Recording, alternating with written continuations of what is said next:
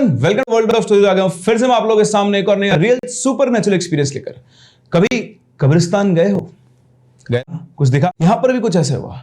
एक बंदा पहुंचा कब्रिस्तान में, लेकिन वहां पर उसने वेट किया, बैठा, उसे कुछ भी नहीं दिखा। उसे तो कुछ भी नहीं दिखा, लेकिन उसको एक नहीं, दो नहीं, तीन नहीं, पूरी 45 एंटिटीज ने देखा और पहुंच गई उसके साथ उसके घर। जी हाँ, कुछ ऐसा ही हमारे आज के इस रियल इंसिडेंट के अंदर जो हमारे साथ शेयर किया है उमार ने, जो बिलोंग करते हैं पुणे महाराष्ट्र से। ये उनके फ्रेंड शाकिब के साथ 2021 में हुआ 101% रियल एक्सपीरियंस है, जैसा उन्होंने मुझे बताया। तो अगर आपके पास भी ऐसा ही कोई रियल एक्सपीरियंस है या फिर कोई सुपरनैचुरल स्टोरी है तो आप मेरे साथ शेयर कर सकते हैं मेरे इन दी गई आईडीज के ऊपर। उसी के साथ साथ अगर आप चैनल के ऊपर नए हैं तो चैनल को सब्सक्राइब जरूर करें, क्योंकि आपका सब्सक्रिप्शन हमारा मोटिवेशन है। इसी के साथ साथ वीडियो को लाइक जरूर करें। तो एक कहानी है, ये बात है 2021 की। शाकिब की एज उस टाइम पर 24 ईयर्स थी। वह एक अच्छे बिल्ट का बिल्कुल हैंडसम लड़का था और वो गया औरंगाबाद जमात में। तो मैं आप लोगों को बता दूं, जिन लोगों को आइडिया नहीं है, जितना मुझे उमार ने बताया, ऑल्दो मेरी भी इसमें एक्सपर्टीज नहीं है, तो अगर मुझसे कोई गलती होती है तो I am sorry for that. तो जैसा उमार ने बताया कि जमात में क्या होता है, जो हमारे मुस्लिम भाई होते हैं वो मस्जिद में जाते हैं और वहां पर वो इबादत करते हैं, वहीं पर रुकते हैं, वहीं पर रहते हैं। ठीक है, तो ये 1 दिन की भी होती है, 3 दिन की भी होती है और 40 दिन की भी होती है। तो शाकिब ने डिसाइड किया कि वो 40 दिन की जमात के लिए औरंगाबाद जाएगा और इसके बाद वो पहुंचा औरंगाबाद। वहां पर उसने अपना बढ़िया से वहां पे पूरे टाइम नमाज पढ़ता था, जो भी जो रूल्स होते हैं उनको उसने प्रॉपर फॉलो किया। जब उसका 39th डे था, 39वां दिन, यानी 39वां दिन हो गया, 40वें दिन की रात को, तो शाकिब को थोड़ा पैरानॉर्मल्स के अंदर ज्यादा इंटरेस्ट था। उसको लगता था कि सब कुछ होता नहीं है, लोग यूं ही करते हैं। उसकी बहुत इच्छा थी कि वो किसी कब्रिस्तान के अंदर जाके रात के अंदर जाकर आए। तो उसे पता लगा कि जहां पर वो रुका हुआ था उस मस्जिद के थोड़ा सा पास में ही एक कब्रिस्तान था। उसने डिसाइड किया कि यार अब कल तो मेरा 40 दिन कंप्लीट हो जाएगा, परसों तो मैं ऐसे चला ही जाऊंगा। यहाँ पे कोई है भी नहीं, वहां पे तो घर वाले बहुत रोक टोक करते हैं, कोई ना कोई जानता ही है, मुझे कोई जानता भी नहीं है, क्यों आज रात को मैं इस कब्रिस्तान में होकर। तो उसने डिसाइड किया और रात को करीबन 1:30 बजे के आसपास वो उस कब्रिस्तान के अंदर चला गया। वहां पर वो गया था एक ब्लैक कलर का पठानी जो सूट होता है वो पहनकर, और गोरा चिट्टा था, हल्की हल्की शेविंग आ रही थी। मतलब आप ये कह सकते हो कि ही वॉज अट्रैक्टिव। और वो जब वहां जा रहा था तो बहुत ज्यादा अट्रैक्टिव लग रहा था। उसके पास एक इत्र भी था, वो इत्र भी उसने लगा रखा था, इसको यूजुअली वो लगाया करता था। रात को 1:30 बजे वहां पर वो पहुंचा। उसने एक्सप्लोर किया, घूमा उस कब्रिस्तान के अंदर। फिर वहां पर बीच में एक बेंच लगी हुई थी, उस बेंच के ऊपर जाकर वो बैठ गया और इधर उधर देखने लगा। वही देख रहा था कि आखिर यहाँ पर क्या है। बस एक खामोशी से छाई हुई थी, बिल्कुल साइलेंस थी। वो उसको एक्सप्लोर करा देख रहा था। फिर उसे लगा मैं क्या करूं, तो अपना फोन चलाकर इंस्टाग्राम स्क्रॉल करने लग गया। आधा पौन घंटा वहां पर बैठा, उसे कुछ भी, ना कोई आवाज आई ना कुछ दिखा। उसे लगा कि लोग फालतू बकवास करते हैं कि कुछ होता है, ये मिलता है, वहां जाओ रात को ऐसा होता है वैसा होता है, यहाँ तो कुछ भी नहीं है। वो अपना उठा और उठकर वापस से वहां पे निकलकर मस्जिद में पहुंच गया। इसके बाद वो अगले दिन वहां से निकल गया, पुणे अपने घर पहुंचा। जब वो घर पहुंचा तो घर वाले, इसके जो दोस्त थे, सब इससे मिलने आए। सब कुछ बढ़िया था, सब कुछ नॉर्मल था। उसका उधर से कोई मतलब ऐसा एक्सपीरियंस नहीं था कि उसके साथ कुछ हो या कुछ हो रहा हो। लेकिन 1-2 दिन के बाद ही इनके घर में कुछ अजीब अजीब सी चीजें एक्सपीरियंस होने लगी। शाकिब को नहीं, उसकी फैमिली को। एक रात की बात है, करीबन रात के 1:30 या 2 बज रहे थे। इसकी जो, अच्छा मैं आपको बता दूं, उसकी फैमिली के अंदर इसकी सिस्टर और इसकी मदर थी। इसके फादर की पहले डेथ हो चुकी थी, इसकी एक बड़ी सिस्टर और इसकी मदर, ये 3 लोग इस घर के अंदर रहा करते थे। तो रात को शायद 12-1 बजे के आसपास की जो सिस्टर थी, उनको प्यास लगी तो वो पानी पीने के लिए किचन की तरफ आई। तो रास्ते में शाकिब का रूम था। तो जैसे वो उधर आई, उनको शाकिब के रूम में से एक अलग सी आवाज आई। देखो छोटा बच्चा है ना, छोटा बच्चा रो रहा होता है, ऐसी उनको आवाज आई। तो उन्होंने देखा कि शाकिब के रूम में से ऐसी आवाज आ रही है। तो उनको लगा कि हो सकता है उसने टीवी चला रखा हो, टीवी में कोई सीरियल चल रहा हो। उन्होंने इतना ध्यान नहीं दिया, अपना पानी पिया, पानी पी के जाकर अपने रूम के अंदर सो गई। अगली रात साकिब की मम्मी को साकिब के रूम में से, वही करीबन 12, सवा 12 के आसपास, एक बूढ़े आदमी के खांसने की आवाज। उनको लगा उनका वहम है, बट जब उन्होंने थोड़ा ध्यान से सुना तो उनको एक बूढ़े आदमी की बार बार मतलब खांसने की, ऐसे करते हैं इस तरह की आवाज आ रही थी। तो उनको लगा साकिब के रूम में बूढ़ा आदमी कौन हो सकता है। तो वहां पर गई। जैसे उन्होंने साकिब के रूम का गेट खोला तो उन्होंने देखा कि साकिब तो सामने सोया हुआ है और आसपास कोई टीवी वगैरह कुछ भी नहीं चल रहा है। उनको कुछ समझ में नहीं आया। उन्होंने उसका वापस गेट बंद किया और अपने रूम में आकर सो गई। सुबह जब साकिब उठा तो उनकी अम्मी ने उससे बोला कि बेटा रात को तुम्हारे कमरे में से किसी बूढ़े आदमी की सी आवाज आ रही थी। तो उसने बोला क्या पता, मैं तो सो रहा था। बोलते मैंने भी तुम्हें देखा, तुम तो सो रहे थे। तो बोलता हो सकता है आपका वहम हो गया होगा, ऐसी तो कोई आवाज मुझे नहीं आई। तो बोलती हाँ हो सकता है मेरा वहम ही हो। फिर से उन्होंने इस बात को इग्नोर किया। लेकिन आज की रात वापस से जब साकिब की मम्मी उठी तो उन्हें साकिब के रूम में से एक लड़की की आवाज, उन्हें लगा लड़की की आवाज कैसे सकती है, और ये लड़की की आवाज बेसिकली उनकी बेटी की आवाज से बिल्कुल मैच नहीं करती थी। तो उनको एक बार तो साकिब के ऊपर शक हुआ कि इसके रूम में कोई ना कोई लड़की हो। बिल्कुल दबे पांव उसके रूम के पास गई और उन्होंने वहां पर कान लगाया। कान लगा के जब उन्होंने सुना तो अंदर से आवाज आ रही थी, तुम कितने सुंदर हो, तुम्हें तो देखते ही मुझे तुमसे इश्क हो गया था, अब मैं तुम्हें कभी भी छोड़ के नहीं जाऊंगी। मम्मी के कान खड़े हो गए कि अरे इसके रूम में तो लड़की है। उन्होंने फटाफट से गेट खोला और जैसे गेट खोला देखा साकिब वहां पे सोया हुआ है। उन्होंने पूरा रूम छान मारा और उस रूम के अंदर कोई भी नहीं था। उन्हें बड़ा अजीब सा लगा कि उन्होंने अच्छे से एक लड़की की आवाज सुनी, लड़की है। उन्होंने साकिब को जगाया, बोला तो उठा। बोलती क्या आवाज आ रही थी। बोलती क्या बकवास कर, मेरे रूम में लड़की कहाँ से आएगी। तो बोलती नहीं मुझे आवाज आई है। बोले ये रहा रूम, छान लो, कहीं मिल जाए तो बता दे। उसने तो कॉन्फिडेंस से बोला, उसकी मम्मी पहले ही सारा रूम छान चुकी थी। उनको कहानी समझ थी क्या चल रहा है। उन्होंने गेट बंद किया, ठीक है चल तो सो जा, और वापस अपने रूम में जाके पूरी रात वो सोचती रही कि उनको आवाज कहां से आ रही थी। इस तरह से हर दिन कुछ ना कुछ उसके रूम में से अलग अलग आवाजें आती। नेक्स्ट डे ही उसकी जो सिस्टर थी वो वर्क फ्रॉम होम कर रही थी। तो जब वो काम कर रही थी अपने लैपटॉप पे बैठ के, तो उन्हें एकदम से साकिब के रूम में से किसी बूढ़े आदमी के चिल्लाने की आवाज आई। उसे फिर से लगा कि शायद वो कोई मूवी वगैरह देख रहा होगा, जिस दिन उस तरह से आवाज आई थी वैसी आवाज होगी।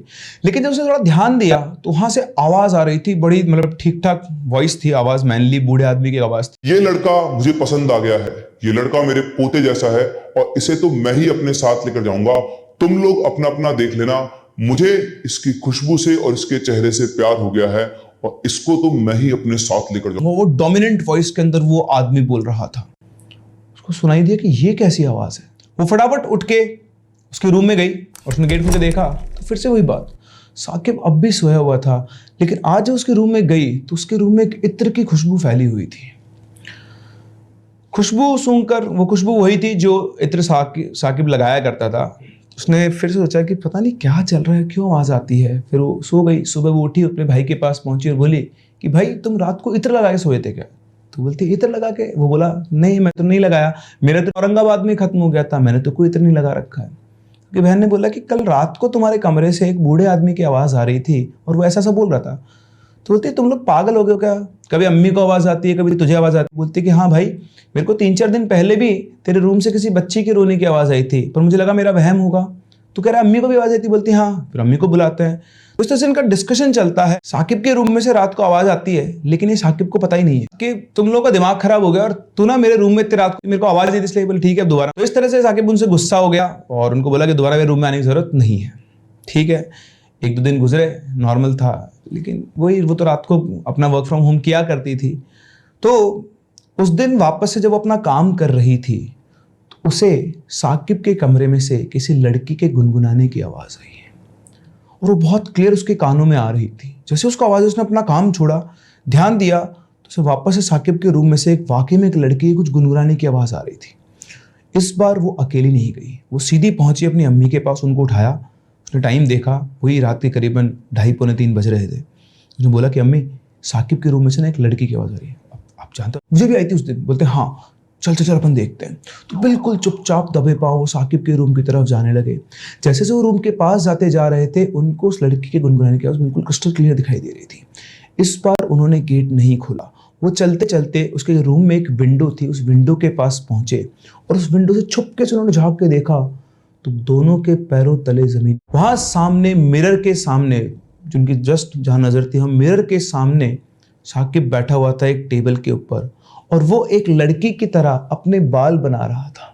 और साकिब के बाल बहुत छोटे थे लेकिन वो उनको इस तरह से हवा में कॉम्ब कर रहा था जैसे एक लड़की अपने लंबे लंबे बालों को कॉम्ब करती है और साथ में वो कुछ ना कुछ गुनगुना रहा था। उसको देखते ही दोनों बुरी तरह से घबरा गए, लेकिन उन्होंने कोई आवाज नहीं की क्योंकि वो ये देखना चाहते थे कि आखिर आवाज कहां से आ रही है। ये सब देखते उनको सारा माजरा समझ में आ चुका था कि यहाँ पर सीन जो है वो कुछ और ही चल रहा है। दोनों के दोनों चुपचाप जाके सो गए। इस बार दोनों साथ में ही सोए क्योंकि अब उनकी अकेले सोने की हिम्मत नहीं थी।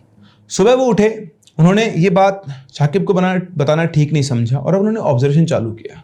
लेकिन पता नहीं अचानक से क्या हुआ, नेक्स्ट डे से ही शाकिब की तबीयत एकदम से खराब हो गई। उसको बहुत कमजोरी सी आ गई, एकदम से उसको फीवर चढ़ गया। तो उनको लगा कि हो सकता है तबीयत खराब हो गई। वो डॉक्टर को दिखाने गए, डॉक्टर को दिखाया, दवाई लेकर आए, लेकिन 2-3 दिन तक उसकी तबीयत में कोई सुधार नहीं हुआ, इवन वो डिग्रेड ही हो रही थी। जब कमजोरी ज़्यादा हो गई, डॉक्टर को दोबारा दिखा, उसने बोला कि इसको थोड़ा दिन एडमिट करना पड़ेगा। तो वहाँ पर शाकिब को एडमिट किया गया, और एडमिट करने के बाद उसकी जो हरकतें थी वो अजीब अजीब वाली हॉस्पिटल में और ज़्यादा बढ़ गई। हॉस्पिटल में एडमिट होने के बाद शाकिब का बिहेवियर बहुत अलग हो गया था। वो नर्सेस और डॉक्टर से अलग अलग तरीके से बात करता था, अलग अलग टोन में। जब डॉक्टर आते थे उसको दवाई देने या इंजेक्शन लगाने, तो बहुत ही रूडली टोन में उनसे बात करता था। जैसे डॉक्टर पास में आता वो घबरा जाता और डॉक्टर से बोलता, जितना दर्द तू मुझे अभी दे रहा है ना, उतना ही दर्द मैं तुझे वापस दूंगा। तो डॉक्टर भी तो घबरा जाते, क्या बात है। फिर उसको इंजेक्शन लगाते तो उसको बड़ा डर सा लगता, अजीब से इंजेक्शन में, और वो बहुत गुस्से से उनको देखता हो। अगर आप उसको मतलब उसको 2 लोग हाथ पकड़ते हैं, अगर गुस्से में है वो, तो उसको मार भी सकता डॉक्टर को, इतना वो रहता था। तो उसे इंजेक्शन लगाते हैं। फिर उनके जाने के बाद बिल्कुल चुपचाप बैठा रहता, किसी से बात नहीं करता। उससे जितना पूछो सिर्फ वो उस चीज़ का जवाब देता, और फिर वापस से गुमसुम होकर बैठ जाता। एक दिन की बात है, जिस रूम में वो एडमिट था, प्राइवेट रूम में, उसमें वो और उसकी अम्मी बैठे हुए थे, कोई और नहीं था। बेड पे वो लेटा हुआ था, तभी अचानक से वो बेड के ऊपर खड़ा हुआ उछल के, और ऊपर जो पंखा चल रहा था उसने चलते हुए पंखे की ब्लेड को रोका और उसको ऐसे करके मरोड़ दिया। उसने उस पंखे की ब्लेड को एक कागज की तरह ही मरोड़ दिया। उसकी अम्मी उसको देख के चिल्लाई, ये क्या किया तूने? उसको वापस से होश में आया, होश में आके वापस से बेड पे गिर गया। उन्होंने उसको संभाला, रोने लगी कि बेटा तुझे क्या हो गया, ये कैसी कैसी हरकतें तू कर रहा है। समझ में उनको कुछ नहीं आ रहा था, पर उनको दिख रहा था साफ साफ कि कुछ अलग चीजें इसके साथ हो रही है। उसकी माँ के ऐसे बोलते ही शाकिब एकदम से एक छोटे बच्चे के फॉर्म में कन्वर्ट हो गया। वो बिल्कुल ऐसे बात कर रहा है जैसे एक छोटा बच्चा बात करता है कि माँ मुझे घर ले चलो, मुझे आपने यहाँ पे क्यों रखा हुआ, ये लोग मुझे बहुत परेशान करते हैं, हम लोग घर कब चलेंगे, मुझे आप जल्दी से घर ले चलो ना। उसकी जो पर्सनैलिटी थी वो बार बार चेंज हो रही थी। कभी वो एक बूढ़ा आदमी बन रहा था, कभी एक लड़की, कभी एक बच्ची, कभी एक बहुत ही पावरफुल इंसान, कभी एक छोटा सा बच्चा। उसकी माँ परेशान हो गई, वो गई डॉक्टर्स को लेकर आई। डॉक्टर्स आया उसके पास, तो उन्होंने बोला कि इसको इंजेक्शन लगाते हैं ताकि सो जाएगा। तो जैसे ही डॉक्टर उसको इंजेक्शन लगाने लगा, जैसे उसके पास में उसने डॉक्टर को इतना खींच के एक लात मारी ना, डॉक्टर लुढ़कता वहां पे गया। और उसके बाद डॉक्टर को गुस्सा आ गया, तो उन्होंने क्या किया कि उसके हाथ पे बांध दिए बेड से, और उसके बाद उसको नींद का इंजेक्शन दिया। अब तब से इसके हाथ पैर बांध के रखे गए थे। तो इसकी अम्मी ने जब ये सब कुछ देखा तो उन्होंने अपने दोस्तों को फोन किया। तो उमार जो था और उसके दोस्त थे, वो सब वहां पर उसके पास पहुंचे और उन्होंने समझने की कोशिश की कि आखिर क्या चल रहा है। तो ये दोस्त जब वहां पर पहुंचे तो उन्होंने देखा कि शाकिब को बेड से बांधा हुआ है चेन से, और दोनों हाथ बंधे, एक हाथ से वो उस चेन को खोलने की कोशिश कर रहा है। जब वो सामने पहुंचे तो उन्होंने आवाज लगाई, शाकिब भाई क्या हो गया? तो उसने देखा, तो देख के सब दोस्त होता ना मिलते हैं, एक एक करके दोस्त इनसे हाथ मिलाने लगे। तो जैसे ही सब दोस्त 4 दोस्त पहुंचे थे तो हाथ मिलाने लगे, तो वो हाथ मिलाता और उसके बाद कुछ पढ़ता और उनके सिर के ऊपर से हाथ फेर के छोड़ देता। तो 3 दोस्तों उसने कैसे किया, जैसे चौथा दोस्त आगे बढ़ा, उसको देखो घबरा गया। उसने लगा नहीं नहीं मैं उससे हाथ नहीं मिलाऊंगा, और बुरी तरह से घबराया हुआ था। वो क्यों घबराया हुआ था? क्योंकि चौथा दोस्त था, शायद जैसा कि उमर ने बताया कि उसके अंदर पहले किसी जिन का साया था।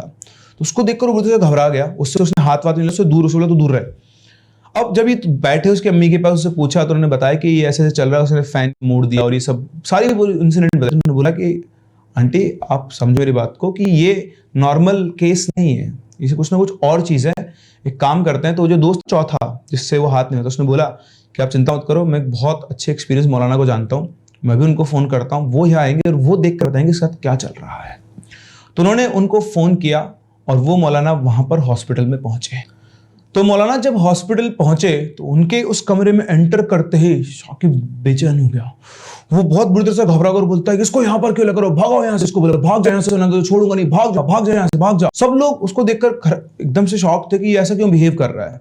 उधर वो जो मौलाना थे उन्होंने उससे कुछ नहीं बोला और उन्होंने आकर अपना कलमा पढ़ना शुरू किया। और जैसे वो अपना कलमा पढ़ते जा रहे थे, शाकिब के अंदर से हर बार एक अलग आवाज आती, चला जाए यहाँ से, छोड़ दे इसे।